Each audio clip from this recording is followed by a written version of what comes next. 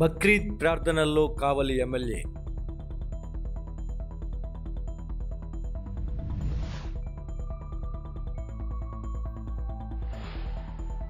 లేబూరులో కిడ్నాపర్ల.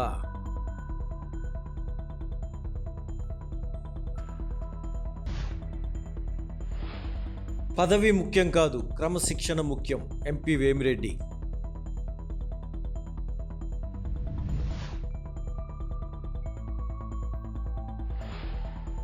సూళ్లూరుపేటలో కార్మికుల ప్రాణాలతో ఈఎస్ఐ డాక్టర్ల చెలగాటం.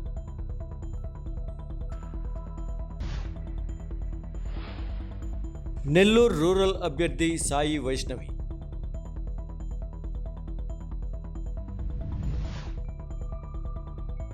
Nellore rural MLA Kotamreddy Sridhar Reddy sketch మామూలు కాలేదు. 2029 ఎన్నికల్లో టీడీపీ టికెట్ల పంపిణీలో అనుసరించబోయే విషయాలను ముందుగానే పసిగట్టేశాడు. రాబోయే ఎన్నికల్లో 33% మహిళలకు పార్టీ తరపున టికెట్లు ఇవ్వబోతున్నారన్న ఉద్దేశంతో కుమార్తె సాయి వైష్ణవిని రంగంలోకి దింపేశారు. నెల్లూరు రూరల్ అభ్యర్థిగా టీడీపీ నుంచి సాయి వైష్ణవి పోటీలో ఉండబోతోందన్నది మహానాడులో టీడీపీ వర్కింగ్ ప్రెసిడెంట్ లోకేష్ ప్రతిపాదన ఇట్టే అర్థమైపోతోంది. ఈ ఉద్దేశంతోనే ముందుగా సాయి వైష్ణవిని కోటంరెడ్డి రంగంలోకి దించారన్నది స్పష్టమవుతోంది. నెల్లూరు రూరల్ ఎమ్మెల్యే కోటంరెడ్డి శ్రీధర్ రెడ్డి 3 సార్లు శాసనసభకు వరుసగా ఎన్నికై హ్యాట్రిక్ ఎమ్మెల్యే అని పేరు తెచ్చుకున్నారు. తాను అనుకున్న దానికంటే జీవితంలో ఎక్కువ సాధించాను, రాష్ట్ర మంత్రి పదవిని అలంకరించాలన్న ఆశలో శ్రీధర్ రెడ్డి ఉన్నారు. దీనికోసం ఆయన ప్రయత్నాలు ముమ్మరంగా ఉన్నాయి. 3 సార్లు వరుసగా గెలిచిన ఎమ్మెల్యేగా ఒకవేళ మంత్రివర్గ విస్తరణ జరిగితే తనకు అవకాశం ఇవ్వాలని పార్టీ అధిష్టానాన్ని కోరినట్టు తెలుస్తోంది. యువనేత నారా లోకేష్ కు అత్యంత సన్నిహితంగా కూడా కోటంరెడ్డి ఉన్నారు. ఇప్పటికీ 2 మంత్రులు ఒకే సామాజిక వర్గం నుంచి నెల్లూరు జిల్లాకు ప్రాతినిధ్యం వహిస్తున్నారు. కోటంరెడ్డి శ్రీధర్ రెడ్డి 2024 ఎన్నికలకు ముందు వైసీపీకి బై చెప్పి టీడీపీలో చేరిన టీడీపీ పార్టీ పుస్తకాలు కోటంరెడ్డి త్వరగా వంట పట్టించుకున్నారు. టీడీపీ పుస్తకంలో అన్ని పేజీలు పూర్తి చేశారు. ఈ నేపథ్యంలోనే రాబోయే రోజుల్లో తెలుగుదేశం వ్యూహాలను కనిపెట్టారు. కేంద్ర రాష్ట్ర రాజకీయ పరిస్థితులపై అవగాహన చేసుకున్నారు. మహానాడుకు ముందు కోటంరెడ్డి శ్రీధర్ రెడ్డి కుమార్తె సాయి వైష్ణవి టీడీపీలో బహిరంగ ఎంట్రీ ఇచ్చారు. ఇప్పటి వరకు తన తమ్ముడు టీడీపీ రాష్ట్ర కార్యదర్శి కోటంరెడ్డి గిరిధర్ రెడ్డి రాబోయే అసెంబ్లీ ఎన్నికల్లో పోటీ చేస్తారని శ్రీధర్ రెడ్డి ప్రకటించిన విషయం తెలిసిందే. అనేక సందర్భాల్లో తన తమ్ముడు పోటీలో ఉండబోతున్నారని స్పష్టం చేశారు. శ్రీధర్ రెడ్డి ఉన్నా లేకపోయినా నెల్లూరు రూరల్ నియోజకవర్గంలో పార్టీ పనులు, ఎమ్మెల్యే పనులు కూడా ఆయనే చక్కపెట్టేవారు. షాడో ఎమ్మెల్యేగా కూడా వెలుగొందాడు.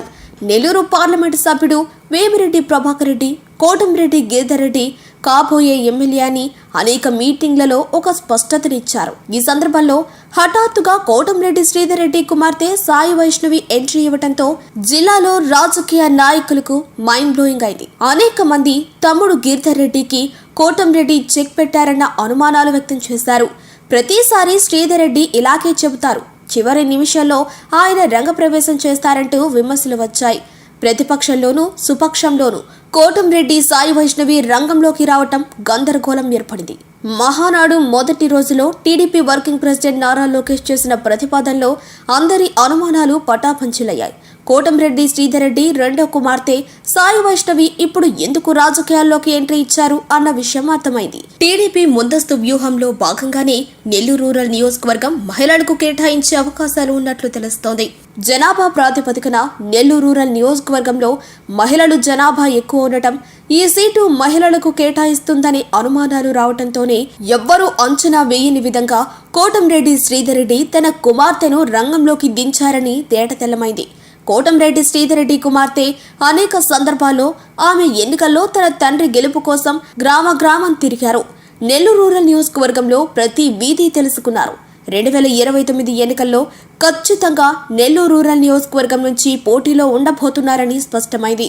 ఇదంతా నెల్లూరు రాజకీయ చాణక్యుడు కోటంరెడ్డి ముందస్తు వ్యూహంలో భాగమేనని అర్థమైంది. అనుమానాలు పటాపంచలయ్యాయి. తెలుగుదేశం పార్టీ అత్యంత ప్రతిష్టాత్మకంగా నిర్వహిస్తున్న 2వ రోజు హైబ్రిడ్ డిజిటల్ మహానాడు ఉదయగిరి నియోజకవర్గంలో పండుగ వాతావరణంలో అదే జోరుతో కొనసాగింది. నియోజకవర్గంలోని 8 మండలాల్లో ఎమ్మెల్యే కాకర్ల సురేష్ భారీ ఎల్ఈడీ స్క్రీన్లు ఏర్పాటు చేశారు.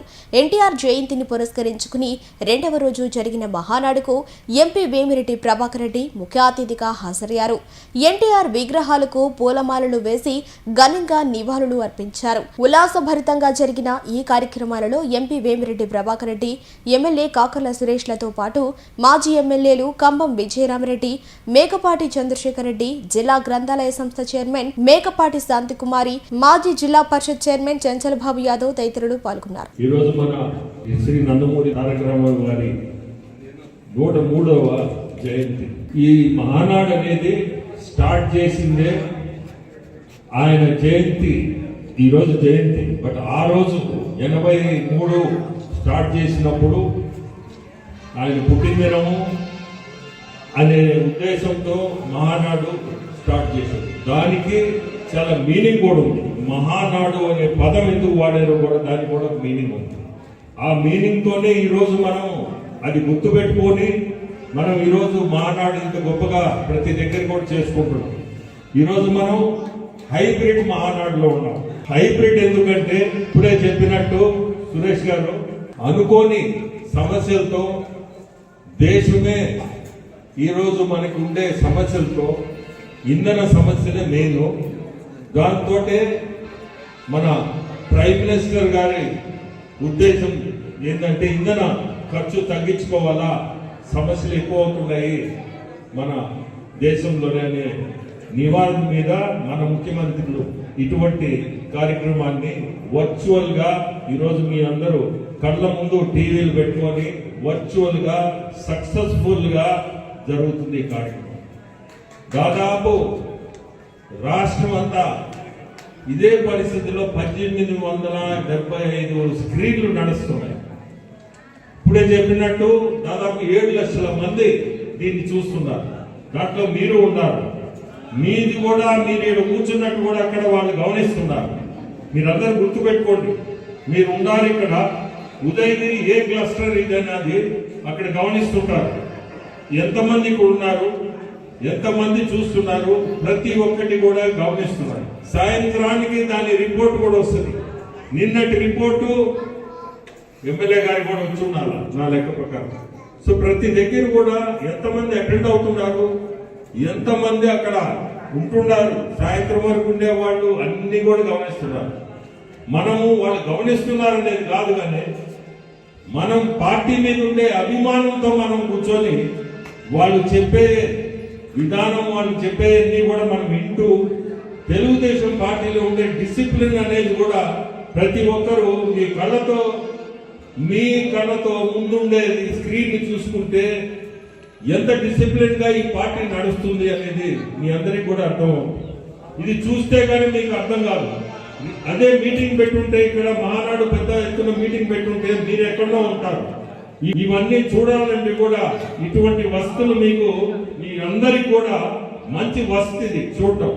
తెలుగుదేశము అనేది మీ మనసులో ఉంటే ఇటువంటి కార్యక్రమం ఖచ్చితంగా మీరందరూ కూడా కూర్చొని సాయంత్రం వరకు చూడండి ఏం జరుగుతుంది, ఏం మాట్లాడుతున్నారు, పార్టీ గురించి ఏం చెప్తున్నారు, రేపు ముందుకి ఈ పార్టీని ఎట్లా నడపాలన్నారు. మన లోకేష్ బాబు ఇప్పుడు వర్కింగ్ ప్రెసిడెంట్ అయ్యాడు.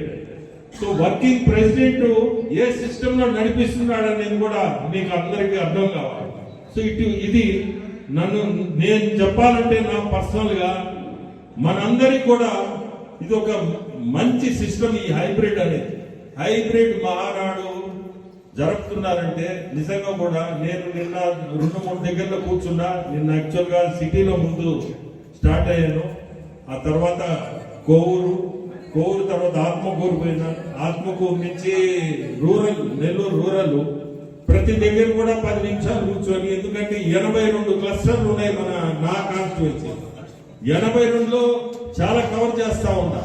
10 నిమిషాలు కూర్చోవడం, చూడడం, నెక్స్ట్ వెళ్ళిపోవడం. ఇప్పుడు ఇక్కడి నుంచి కూడా కందుకూరు పోతున్నాం. కందుకూరు నుంచి కావాలి. ఇవన్నీ ఎందుకు చూస్తున్నా అంటే కూర్చొని చూస్తుంటే ప్రజల్ని కూడా మనం గమనించుకోవాలి. ఎంత మాత్రం పార్టీ మీద వాళ్ళకి ఎంత అభిమానం ఉండేది కూడా మనకి తెలుస్తుంటుంది. మనం వచ్చాము పోయాము అనేది కాదు. ప్రతి ఒక్కరు కూడా స్క్రీన్ చూడండి, ఏం జరుగుతుందో తెలుసుకోండి. ఇది మనకు అవసరం కూడా.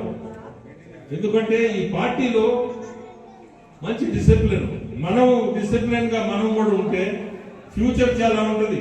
లీడర్లు అందరూ నాకేదో రాలేదు, ఒక పదవి రావాలా, పదవి కావాలన్నా గమనించి గుర్తించి మీకు పదవులు కూడా వస్తాయి. బట్ మీలో ముందు క్రమశిక్షణ ఉండాలి. మనలో ఉంటే గమనించేది మీకు మీ ఇంటికి వస్తుంది. మీకు ఈరోజు మీరు ప్రజల ఆధారం. ప్రజలు కానీ మిమ్మల్ని కోరుకుంటే ఒక లీడరే మీ ఇంటికి వస్తాడు. సో అండ్ సో ఫలానా అతను మనకి నిజంగా కూడా ఇది అవసరం అంటే మీ ఇంటికే వచ్చి నీకు పదవి ఇస్తారు. అది ముందు మీరు తెలుసుకోండి. మనకి ఇంటికాడ కూర్చుంటే పదవి వస్తుందంటే రావు, అది మీరు బాధపడతారు అంతే. పదవి రావాలా అంటే మనం కష్టపడాలి. కష్టపడి అక్కడుండే మీ లోకల్ నాయకులు అరే ఫలానా అతను మనకి అవసరం అంటే ఆ అవసరానికి నేను చెప్పాను కదా, మళ్ళీ చెప్తున్నా, మీ ఇంటికి వచ్చి మిమ్మల్ని తీసుకుపోయి పదవిస్తారు. ప్రతి ఒక్కరూ ఇది మంచి అవకాశం. మహానాడు అనేది చాలా గొప్పగా జరుగుతుంది. రాష్ట్రం అంతా కూడా చాలా సంతోషం.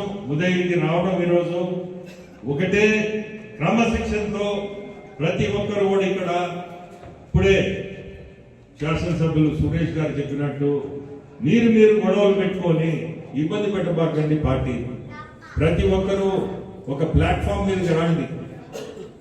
ఏదన్నా మీకు మనస్పర్ధలు ఉంటే అది ఓపెన్ కాండి, ఓపెన్ అయి చెప్పండి. కానీ వెనక పొడుచుకొని పార్టీని ఇబ్బంది పెట్టద్దు.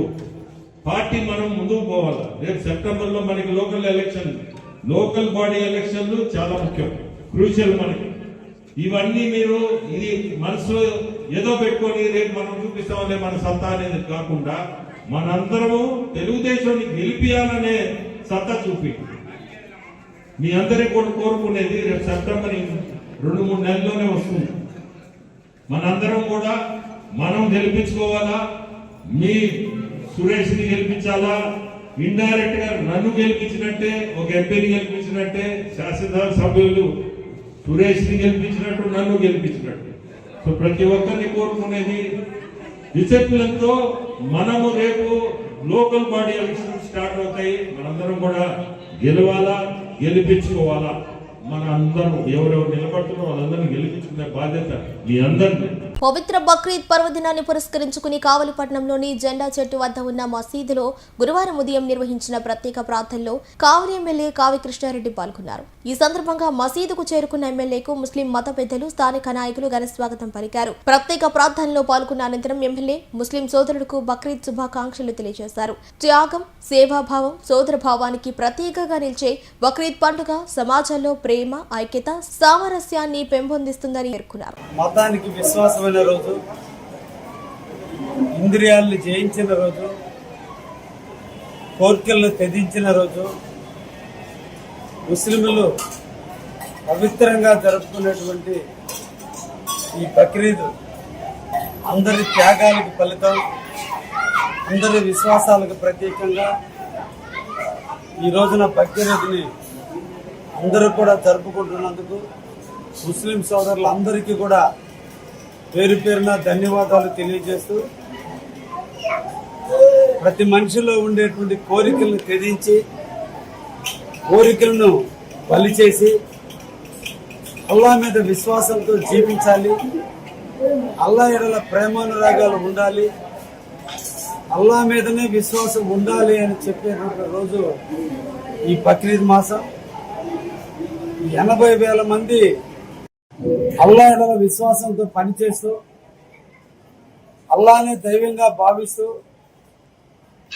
ఒక్కొక్క టైంలో దేవుని యొక్క పరీక్షలకు ఒక్కొక్కరు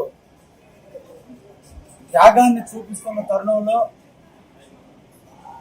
హజరత్ ఇబ్రహీం దంపతులకి పుట్టినటువంటి ఇస్మాయిల్ అనేటువంటి భక్తుడు అల్లాహ్ కలలో కనిపించి లేక పుట్టినటువంటి నీ కుమారుణ్ణి దైవానికి అర్పించమన్నప్పుడు మతం మీద విశ్వాసం, అల్లాహ్ మీద ప్రేమ, పుత్రోత్సాహాన్ని వదిలేసి దేవుని యొక్క ఎడల ప్రేమతో తన బిడ్డని తానే అంకితం చేయడానికి, దేవునికి అంకితం చేయడానికి నరబలి చేస్తున్న తనలో కుమారుడు కూడా అదే దేవుడు భక్తి మీద ఎక్కడ తండ్రి తన మీద ఉన్న ప్రేమతో తనను బలి చేయడనేటువంటి ఉద్దేశంతో కళ్ళకి గంతలు కట్టుకుని నన్ను బలివ్వమని కొడుకు త్యాగం చేస్తే, దేవుడు అడిగాడని తండ్రి త్యాగం చేస్తే, ఇద్దరు త్యాగ ఫలం కళ్ళకి గంతలు కట్టుకుని కొడుకును నరికే టైంలో అల్లానే గొర్రె పిల్లగా ఇచ్చి నరికించుకున్నటువంటి పరిస్థితి. ఈ సందర్భంగా అందరి ముస్లింస్లో కూడా వారి వారి యొక్క కోరికలు, కళ్ళతో చూసే కోరికలు, నోటితో చూసే కోరికలు, చెవుల ద్వారా వినాలనే కోరికలు, శరీరం ద్వారా తాకాలనే కోరికలు అన్నిటినీ ఈ రోజున బలి చేసి కుర్బాన్ చేసి అల్లా ఎడల విశ్వాసంతో జరుపుకునేటువంటి ఈ బక్రీద్ అందరి జీవితాల్లో వెలుగును నింపుతుందని, నాకు ఇష్టమైనటువంటి నా ముస్లిం సోదరుల సమక్షంలో నేను కూడా అల్లా మీద విశ్వాసంతో ఈ యొక్క కుర్బాన్ కార్యక్రమంలో పాల్గొని నా కోరికలను, నా ఇంద్రియాలను అన్నిటినీ జయించే విధంగా తుచ్చమైనటువంటి కోరికల కంటే దేవుడు వేడల విశ్వాసం ఉండే విధంగా. నెల్లూరు జిల్లా ఇందుకూరుపేట మండలంలో తీవ్ర కలకలం రేగింది. మండలంలోని లేబూరు గ్రామంలో గురువారం నాడు ఘోర ఉదంతం వెలుగు చూసింది. నలుగురు చిన్నారులను అపహరించేందుకు కొందరు కిడ్నాపర్లు ప్రయత్నించారు. అయితే చిన్నారుల కదలికలను, గుర్తు తెలియని వ్యక్తుల ప్రవర్తనను గమనించిన స్థానికులు తక్షణమే అప్రమత్తమయ్యారు. కిడ్నాపర్ల ప్లాన్ ను తిప్పికొట్టి నలుగురు చిన్నారులను సురక్షితంగా రక్షించారు. అనంతరం ఆగ్రహం వ్యక్తం చేసిన గ్రామస్తులు కిడ్నాపర్లకు దేహశుద్ధి చేసి పోలీసులకు అప్పగించారు.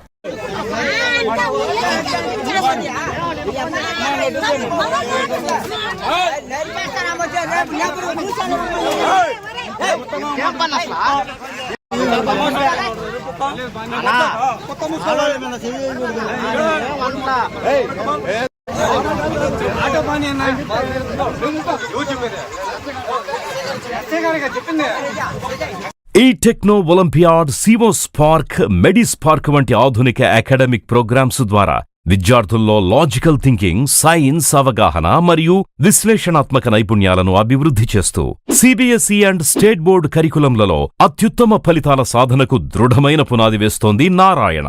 అనుభవజ్ఞులైన అధ్యాపకుల సమగ్ర మార్గదర్శకత్వంలో ప్రతి విద్యార్థిలో logical thinking and analytical skills కి పదును పెట్టి జాతీయ స్థాయి విజేతలుగా తీర్చిదిద్దుతూ వారి ప్రతిభను శిఖరాగ్రాలకు చేరుస్తోంది నారాయణ. అత్యాధునిక డిజిటల్ క్లాస్ రూమ్స్, అత్యుత్తమ ఫిజిక్స్ అండ్ కెమిస్ట్రీ ల్యాబ్స్ తో కూడిన సాంకేతికతతో కూడిన విద్యా వాతావరణం, విశాలమైన ప్లేగ్రౌండ్, పరిశుభ్రమైన డైనింగ్ హాల్లో రుచికరమైన పోషకాహారం, సౌకర్యవంతమైన హాస్టల్ సదుపాయాలు కల్పిస్తోంది నారాయణ. 2026-27 విద్యా సంవత్సరానికి అడ్మిషన్లు ప్రారంభం.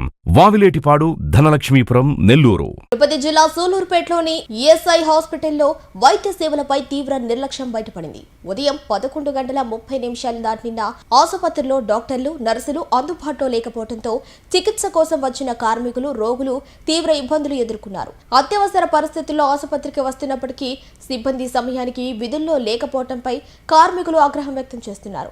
ఆసుపత్రిలో రోగుల కోసం ఎదురు చూసే పరిస్థితి నెలకొనగా బాధితులు గంటల తరబడి నిరీక్షించాల్సిన పరిస్థితి వస్తోందని ఆరోపించారు. ప్రత్యేకించి పారిశ్రామిక ప్రాంతమైన సూలూరుపేటలో కార్మికుల ఆరోగ్య భద్రత అత్యంత కీలకమని, ఇలాంటి నిర్లక్ష్యం ప్రాణాపాయ పరిస్థితులకు దారితీసే అవకాశం ఉందని స్థానికులు ఆందోళన వ్యక్తం చేస్తున్నారు.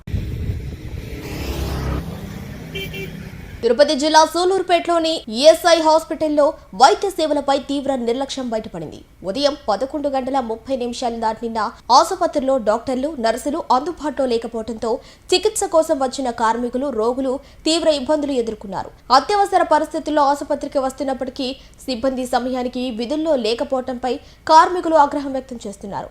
ఆసుపత్రిలో రోగుల కోసం ఎదురు చూసే పరిస్థితి నెలకొనగా బాధితులు గంటల తరబడి నిరీక్షించాల్సిన పరిస్థితి వస్తోందని ఆరోపించారు.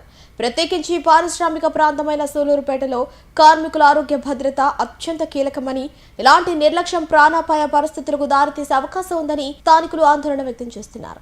ఈ techno olympiad, CMOS park, మెడిస్ park వంటి ఆధునిక అకాడమిక్ ప్రోగ్రామ్స్ ద్వారా విద్యార్థుల్లో లాజికల్ థింకింగ్, సైన్స్ అవగాహన మరియు విశ్లేషణాత్మక నైపుణ్యాలను అభివృద్ధి చేస్తూ సిబిఎస్ఈ అండ్ స్టేట్ బోర్డు కరికులంలలో అత్యుత్తమ ఫలితాల సాధనకు దృఢమైన పునాది వేస్తోంది నారాయణ. అనుభవజ్ఞులైన అధ్యాపకుల సమగ్ర మార్గదర్శకత్వంలో ప్రతి విద్యార్థిలో logical thinking and analytical skills కి పదును పెట్టి జాతీయ స్థాయి విజేతలుగా తీర్చిదిద్దుతూ వారి ప్రతిభను శిఖరాగ్రాలకు చేరుస్తోంది నారాయణ. అత్యాధునిక డిజిటల్ క్లాస్ రూమ్స్, అత్యుత్తమ ఫిజిక్స్ అండ్ కెమిస్ట్రీ ల్యాబ్స్ తో కూడిన సాంకేతికతతో కూడిన విద్యా వాతావరణం, విశాలమైన ప్లేగ్రౌండ్, పరిశుభ్రమైన డైనింగ్ హాల్లో రుచికరమైన పోషకాహారం, సౌకర్యవంతమైన హాస్టల్ సదుపాయాలు కల్పిస్తోంది నారాయణ. 2026-27 విద్యా సంవత్సరానికి అడ్మిషన్లు ప్రారంభం. వావిలేటిపాడు, ధనలక్ష్మీపురం, నెల్లూరు.